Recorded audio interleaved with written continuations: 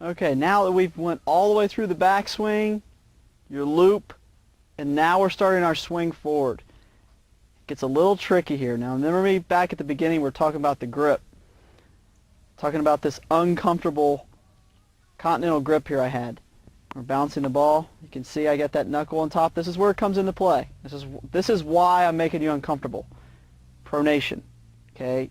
A lot of people on TV, you'll hear the announcer say wrist snap. That's another word used for pronation, kind of. A wrist snap is this is what they're talking about, the snap up here. So let's talk, before we get to the wrist snap, let's talk about where we should hit the ball, how high, all that.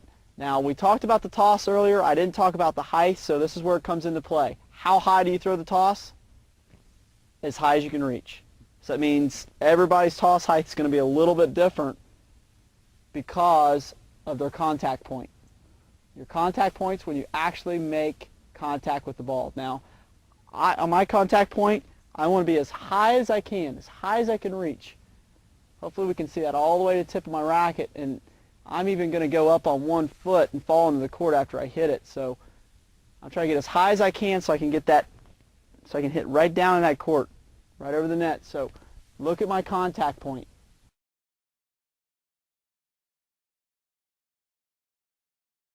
Right out in front, right lined up here. There's my toss area right here we talked about at 1 o'clock.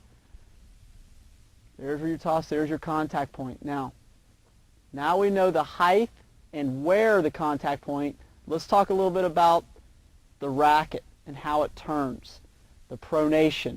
Once you come out of this loop, I'll go through it again here, making this loop, and I swing up. Look at my racket position. It's still on its edge. Right at contact point, I'm going to turn my hand and pronate my wrist.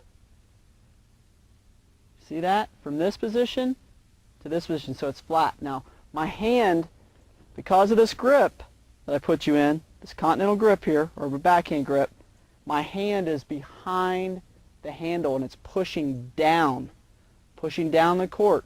That's why it works. This racket snap, wrist snap, here wrist snap, there it is. There's your wrist snap. See my whole arm turning? It's not just my wrist, it's my whole, look at my arm. I'm here, look at my arm, look at this. Actually turning my hand over. I can see this gap in my grip right here. But when I pronate, I'm looking at the back of my hand. There's a real good tip for you. You can do that in your living room or your backyard even before you go out and practice. See that turning? I can even bring it down here and do it. Turning, pronate. That's what pronation is, and that's why we use that grip. So I wanted to make that very clear from the beginning why I put you in a grip that's uncomfortable. It's because of the pronation. So here's your contact height. There's what the racket looks like. And I'm pronated. Okay, you see the pronation? You'll see the racket after pronation. As I get closer to my follow through, you'll see the racket turn over, come down this way. Boom, contact, pronation. You see the racket coming down. Look at it, it's turned completely over. I went from this side to contact to this side. I've actually turned my racket over. And that's your contact and your pronation.